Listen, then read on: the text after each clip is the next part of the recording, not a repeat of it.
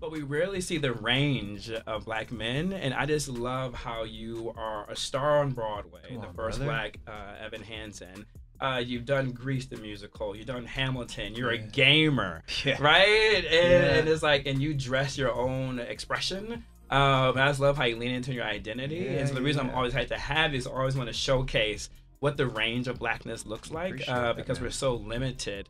What are your thoughts on that in terms of how black men are portrayed? That's a beautiful, in beautiful media? question. I can't even tell you how appreciative I am of that. I mean, I think that, we've got some generational trauma that we all have to kind of wade through and navigate and whatnot. Especially any of us that have grown up in predominantly white communities that are a different shade. I think at the end of the day, there's a real godlike love in all black men, and the opportunity to show that, the opportunity to project that, comes from my upbringing. I mean, I'm talking about her like she's not here. I know. but His but mom is I've, here. how many times have I talked about my parents in interviews, right? Many Like, times. It's I think it's for a good reason. I was shown affection. I was shown care. I was shown nurture. I was shown listening. I was taught patience, and not by given patience, but by given the opportunity to practice it by my parents. I was taught independence and all of these things that set me up to be a successful young black man. What's up, bro? It's your boy Mike Muse on the Conversation the Mike Muse Show. I'm just so excited to have a returning guest for the third time.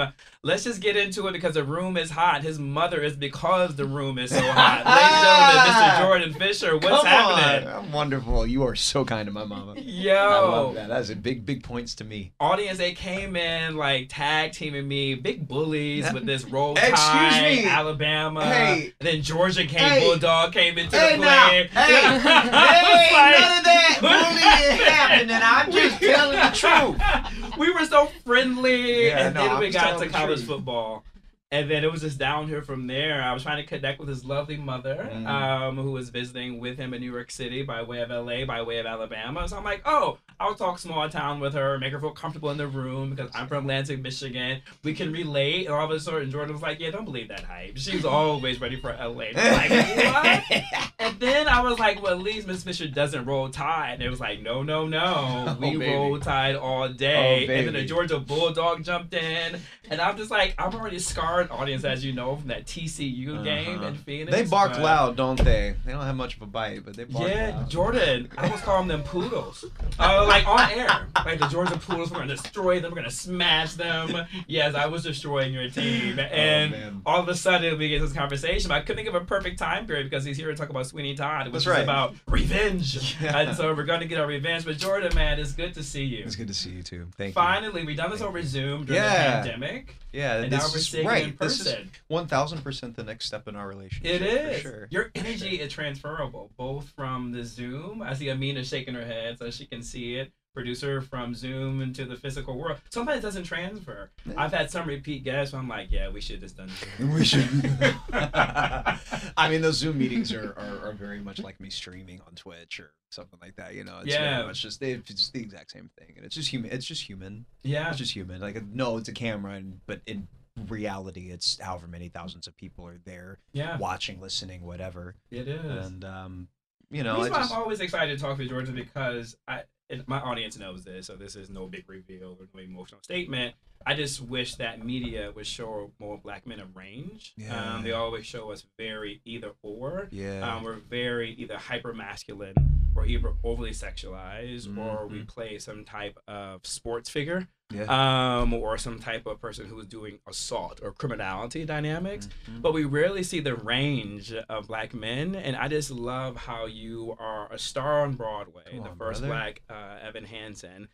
You've done Grease the musical. You've done Hamilton. You're a Yeah. gamer, Yeah. right? And Yeah. it's like, and you dress your own expression. And I just love how you lean into your identity. Yeah, And so the reason I'm yeah. always had to have is I always want to showcase what the range of blackness looks like, Appreciate that, because man. we're so limited.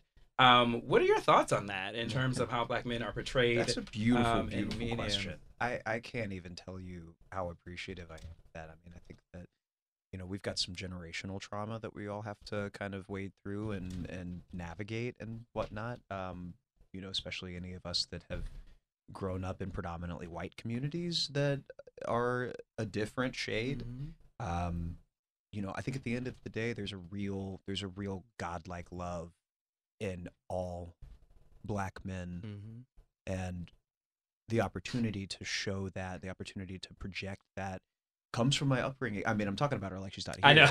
But His but mom is I've here. how many times have I talked about my parents in interviews, right? Many Like, times. It's I think it's for a good reason. I was Mhm. shown affection, I was shown care, I was shown nurture, I was shown listening, I was taught patience, and but not by given patience, but by given the opportunity to practice it by my parents. I was taught independence and all of these things that set me up to be a successful young black man. Mm. And I took advantage of that in a really, really in an intense way. My favorite title is dad. My favorite title is Mm. present, Yeah. father, hands-on, engaged, Mhm. active, forward thinking, and my son knows his dad. Mm. That's breaking some generational trauma and curses, right? Immediately. And that's something that I can be super, super proud of, especially looking over at my mom, who raised my older three siblings, and then me, who came after the oldest sibling, and then my younger two siblings that came after my oldest sibling, that I was then kind of a third parent to in the house at 15, and had to grow up a little extra quickly because both of my parents, very hard working, full-time working parents, and with me being at home and pursuing another career and homeschooling, like helping get the kids ready for school and picking them up afterwards. I mean, like, this family unity and it takes a village concept and mentality is something that is never expressed in black storytelling. Yeah. Either. It's family, yeah, it's blood for sure. To me, blood does not dictate who that is. It does. We never see the No. nucleus. Yeah, no, Right? 100%. Especially in black films So on television. It's terms of- always a single mom. That's it, right? brother. In terms of representation, The it's like, father's oh, never present. yeah, was he going for the milk? Like, that's He's gone. have we not explored this trope Mhm. enough for probably by a couple of decades? Like, isn't it time to explore a little bit more Mhm. of the wholeness in it? It is. And I get to be a real life example of that, of somebody with fluidity that is honest and candid and family oriented and monogamous and just loves his work and loves to get to provide for and support his family through his work. Like, it's really not all that crazy or complicated or difficult. It's just, unfortunately, the way that definition works and how consumers ingest all of this content is dictated by the tropes that have been used over and over, Mike, and over and over and over again. That's why I started producing. But it's amazing. You just said something really interesting, and you just like, just being your authentic self is a revolutionary act unto itself, right? When just waking up and being a black man who's free is a revolutionary act, because we have not been allowed to be free, Yeah. right? I'm even in media, and so I also too am critical of media and the space that I'm in. 100%. So far within the news and daytime television, afternoon television, and evening program, you either see a black man who's a former athlete, or you see a black man. Not to say that they're not wonderful and there's great nothing wrong with that, yeah. but just saying that the types of typecast that Yes. you get, right? It's so just it's the fact of very the matter. binary, Uh-huh. right? It's pretty much, and I love all the former athletes that I work with, Yeah, right? And so 100%. it's of no critique on them, but it's just a critique of how we see the landscape of that. You mentioned love. I'm just curious. I know you grew up in a family of love, and your parents instilled love into you, but how did you get the strength, I guess, or what did you draw upon to have such freedom that you have? Because even I had to grow into my freedom, right? And so I'm just curious, how did you get to the place of the freedom that you had, freedom of expression, freedom of roles you choose, right? Because you don't choose standard roles. Yeah, no, I don't. Being taught independence at a young age, I think that really is a big one. I had some sort of pilot light that was engaged at a young age where I for sure just wanted to be self-sustaining. I'm not really sure why. Maybe it was a survival mechanism or a defense mechanism growing up. I'm not sure, just to ensure that I was never a burden on my parents or anybody else around me. I was somebody that was helpful instead of somebody that caused frustration or pain or anything along those lines. And so I think that my liberation and all of that came from getting knocked down and some bruises and scrapes and looking at my bank account and seeing, you know, a negative sign in front of some figures and trying to figure out how to get gas to get to go to work without asking anybody for financial help. Like little things like that, and having to like understand what pride and ego were and my relationship with my pride and my ego that allowed me to see them for what they really are. So now like accountability, all of these things I find so sexy these days. Like that's what I get to lead with, and that's how I get to raise my son too, which is I'm really grateful for. So I get to, you know, kind of take everything that I loved about my childhood and implement things that I didn't experience, and maybe I go back now and I'm like, oh, I wonder if I would have had this kind of opportunity, if things would have been a certain way. And I get to like try and experiment. Riley, Ellie gets to do the same thing, and we get to do that together, and I'm super grateful for that. I think that finding my liberation and freedom in all of it is recognizing that there is a stark difference between work and life, and the application between doing it and then going home and living as a human being and continuing the living as a human being at work the next day, treating everybody the same, being kind, leading with kindness, you know, standing up for what I believe in, and then having multiple opportunities to speak up for myself at a young age. That's probably the most liberating, and how I've learned to handle people. Yeah. I think that's beautiful. I love getting to a person's constitution, and I feel like although this is my third time interviewing you, I'm still in discovering you, right? And I think it's beautiful when you get a chance to understand a person's constitution and hearing the stories of not having gas money, but not wanting to call a resource that you could call you know, to get the gas money. And they had been helpful from time to time. But I didn't want that to be a thing that I could lean on. Right? And so I love that. I love that you acknowledge that there is a safety net, but you also to acknowledge that you chose not to use a safety net, right? And sometimes we have to be mindful of how we use those safety nets when we're 100%. Kind of discovering self. And so the same thing for me is almost the same. Like I have two parents and I have a great safety net. But there was a moment when this intersection of Muse was just not clicking with people. Like I wasn't getting the bookings, I wasn't getting the work, I wasn't getting the shows. I was pitching for my own show. And there was a point where I was like, I think I might have to go back to Lansing, Michigan and just reset, right? And maybe use my engineering degree finally. It's a common track for people. And then all of a sudden it's that cushion that you can blow the dust off of. Yeah. Anytime. And that oftentimes is seemingly the easiest way to get. It's almost like putting yourself out of the misery of rejection and the pain. And to me, I was like, hit me harder. Yeah. I'm not done. Hit me harder. Yeah.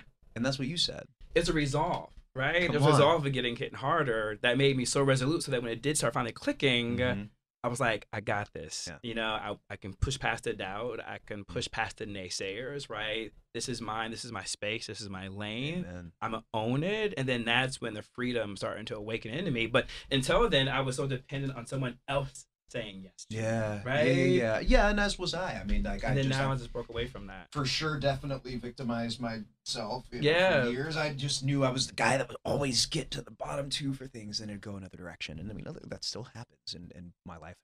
Yeah. And the not being black enough for things, not being white enough for things, not being Asian enough for things, not being that's you know, a lot of that's just some dirt and some old wounds. But I think that, you know, you started touching on this a little while ago. There's something about showing up and living and working in a space where we feel like we're not allowed to. We've been socially conditioned to not be allowed to have chips on our shoulder, when at the end of the day, we're mortal. Yeah. And we have chips on our shoulder. I choose to not lead with my chips on my shoulder, but I'm happy to talk about them. Always.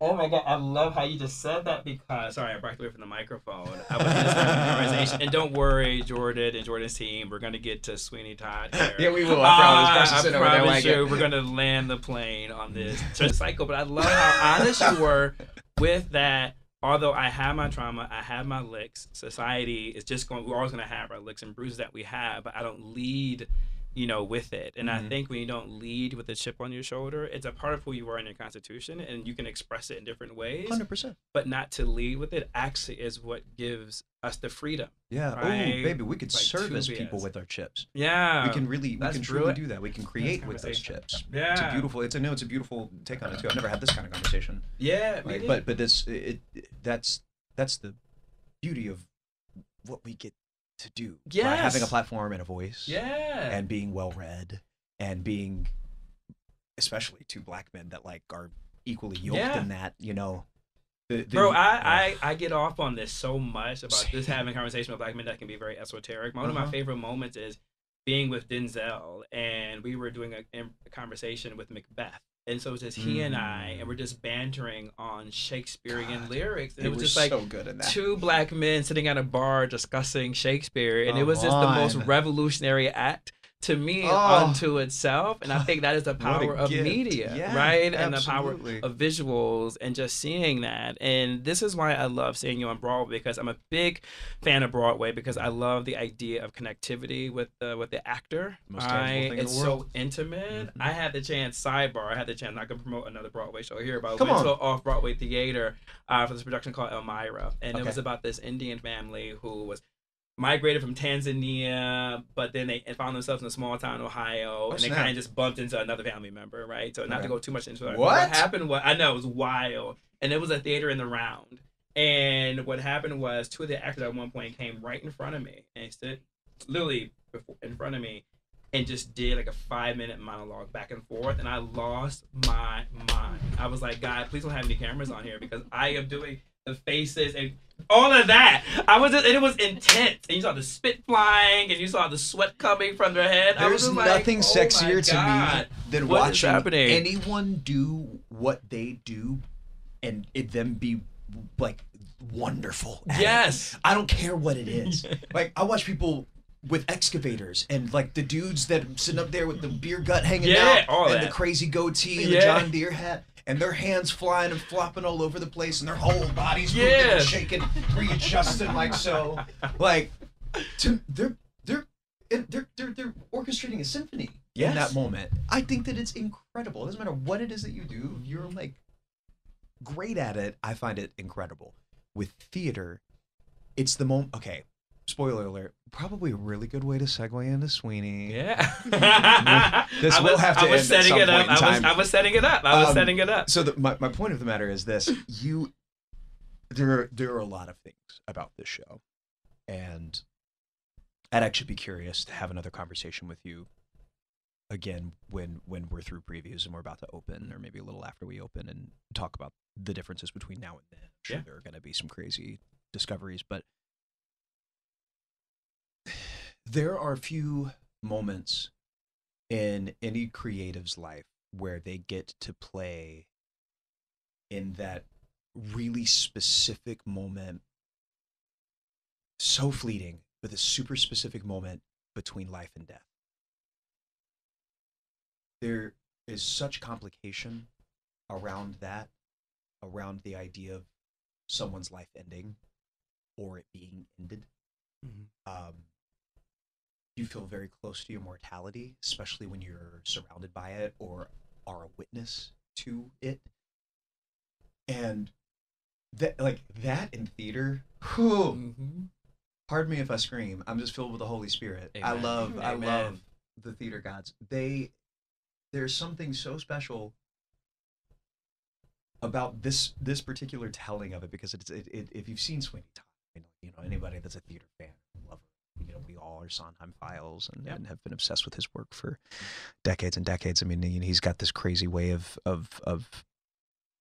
getting to people through his words and through perspective of humanity. And this is the most human take on Sweeney Todd that I've ever seen. There's this really, really incredible moment where at the end of the show, I mean, no spoilers, but things get shitty. You can bleep me out. Yeah, no, you're safe. But there's a moment where, when you're watching TV and you see Dahmer, beautiful actor, the glasses, the blonde hair, the whole situation, you can probably kind of imagine the smell of his place when everyone's walking in and going, that's crazy. You know what I mean?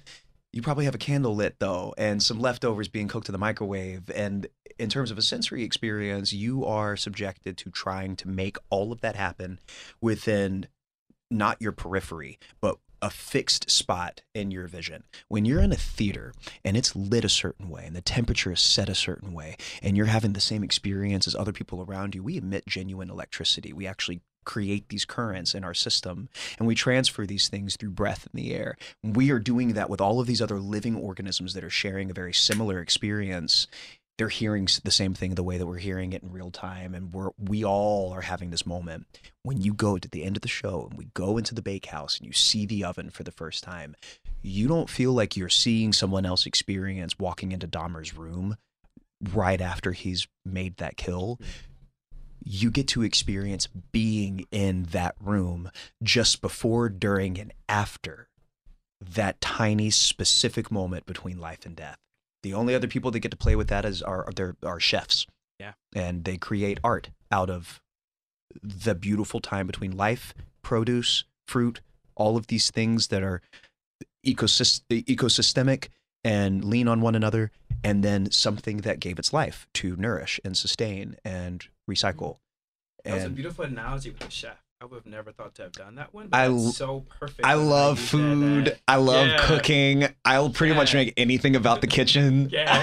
So you must love the menu, which we need to offline about that. Yeah. We need to offline about that. God, it's I love one that of my movie. favorite films of the year. It is so good. Yeah. Oh my God. Yeah, I have a lot of things to say about that. Same here, audience. And there's a reason why he keeps referencing Dahmer, because in Sweeney Todd, there is, for lack of a better word, butchering that kind of takes place. Is very Can I say this bloody, though? gory. Can I say this though? Yeah. And not to throw a sheet on everything, it does. It has this air and mask of vengeance and violence and terror and thrill and gore and all of these things, but it is really about love. Well, love will make you do some crazy things. It will make you do crazy things. But if you think about it, a lot of great tales, whether it's war, whether it's assault or murder, it comes from a violent rage that is obsession. Well, and the intention in believing that how you feel is right. That is quite literally how wars get started. Yeah, it is. If I can't have you, I love you so much, no one else can, right? Not to make light of it, right? But it's all I know what's best for you, regardless of its skewed nature. It's probably batshit, but like they genuinely, certain people will believe that what they have come up with in their brain is the right thing. It is. And audience, for those who may not be familiar with it and you need to see it, you on must. Broadway, Sweeney Todd essentially was jailed, and then he's coming back for vengeance in a really he was wrongly jailed for something that he did not commit, and his wife was taken away. It was a whole, it's a lot. It's so crazy. I mean, it's so real, some real Bravo type, you know, so... Well, let me ask you something. I'm thinking about this for the first time. You mentioned death, and I don't think I know everything about your bio, but I think I have it pretty mastered pretty well. Like, this is one of your first dark productions that you've been a part of. Dear Evan Hansen had a little darkness to it, but not to the level of what Sweeney Todd is about to be. You know, I think I hear you and I get you and I feel you and I understand that angle. The fact of the matter is that the darkness is what kind of exists, and that's the filter in which the story is told is dark, right? Honest, human, people going through some crazy things. Like, we get to see people snap on stage. You get to see them cross that threshold, the twine snap, and them go insane. And that's real life. I've experienced that before, not for myself, but around other people, and it's wild and it's freaky and it's so tangible because it's there, which is really cool. That is the filter. In terms of darker, Evan Hansen was actually a darker experience for me. Really? 1,000%. Insert plot twist here. Yeah, insert plot twist here. This is your big fat M. Night Shyamalan. What? If you talk to the guy in the khakis, right? If you talk to any other guys that have played this track, we'll all say this. I mean, it is. You have to be and live in the darkest space, and I can attest, and so can people in this room. My mom, my assistant over there, my publicist right there, can attest that it is the hardest thing artistically, and I mean in terms of your humanity. Like, you are living the show to maintain. You're living your life to maintain. That is really that's the thing. And you have to live in this space. this dark.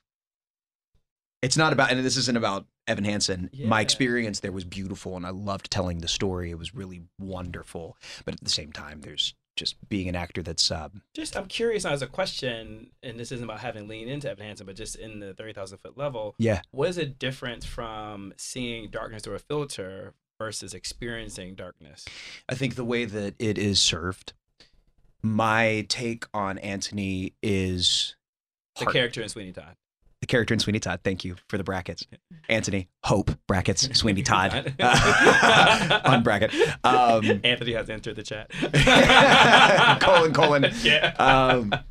So the difference between it being presented through a filter and the actual presentation of something that comes from a dark place is that the show itself is set up to look and feel smelly, creepy, dastardly, foggy, ooh, spooky, blah, blah, blah.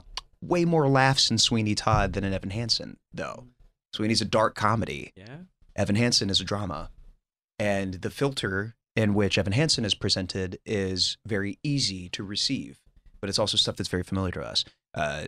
Social media and text messages flying across screens and things that we see in our normal day-to-day life. And so that makes things much more real to us in that moment.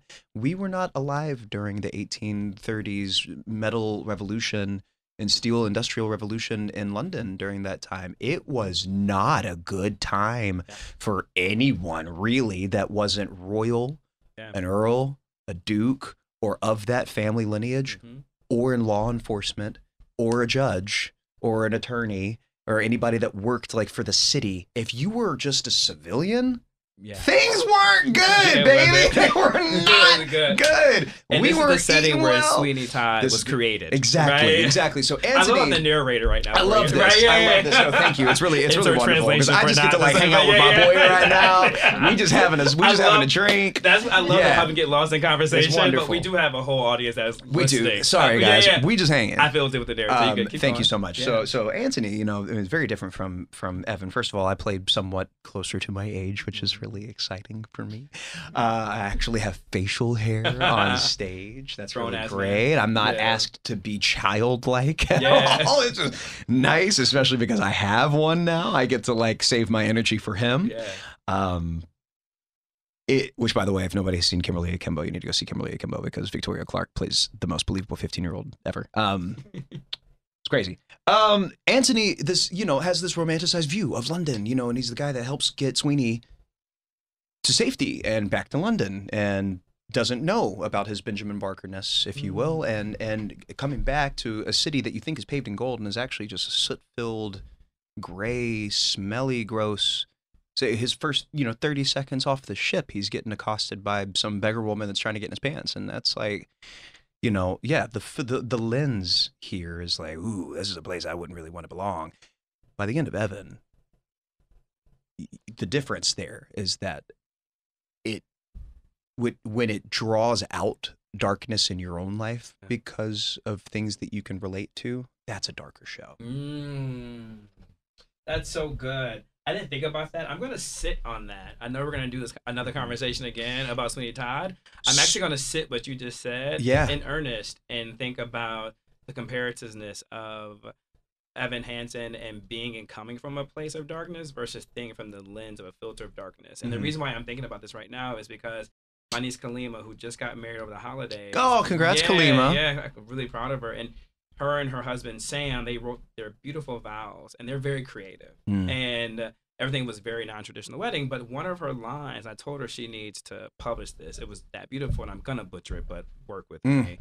She said something to the effect of like, it's not about the light for me. It's really about your darkness. And she said, I want to love your darkness. That's right. Right? And I had never heard that before. That's beautiful. Framed like that. And then hearing you talk about this is Sweeney Todd. It is a love story, but it's told through the filter of darkness. 100%. And so this is what I'm moderating in my head currently right now is the triangulation of what Kalima said versus what you just said versus place of darkness versus the filter of darkness. What's enough for people? And I think that this show challenges that in a really big way. What is enough? How far will you go? How far would you go for whatever it is, for the love of your life, for the protection of the love of your life, for the protection of yourself, for the betterment of your future, generationally, you know, immediately. Like, how far would you go? What would you do in this situation? And that's it. And Sweeney is that. It's a thrill. It's the most, Sweeney Todd is the most thrilling theater, I think, ever. Then you come and see our production. Mike, this revival is, it's a 26-piece orchestra, which we haven't had since '79. It's a 31-person cast. 100 people backstage making it all function and work. I mean, this is a creative team that has the hand of Midas. I mean, it's Tommy Kail, Alex Lacamoire. I mean, we are set up for success, and then we get to go and do this product. I mean, you're going to see when you see it. It's a revolutionary theatrical experience. I couldn't think of a better place to end the conversation. I told your team we'll get to Sweeney Todd, and boy, did we. We did. Here we are. I think that is the best place to land on, with asking the theme of how far are you willing to go? Yeah. Right. And I think that's all in us. And how hard are you willing to love? Wow. That is very much, that's Anthony's journey. That is, both of those things are Sweeney's journey. It's Lovett's journey. It's Toby's journey. It's Joanna's journey. Yeah. It's everyone's journey. It's how far are you willing to go, and how hard are you willing to love? Jordan Fisher, I just simply love you. I love you. Simply just love you. I'm going to go home and take a nap. Same. Audience, please, now you know why you need to, 1, follow Jordan Fisher in his journey, support this brother. Also, 2, come see this musical. Clearly, you won't be disappointed by what we're about to witness. And I'm going to keep asking you, how far are you willing to go? Jordan Fisher, until next time, my guy. Thanks, baby. Peace.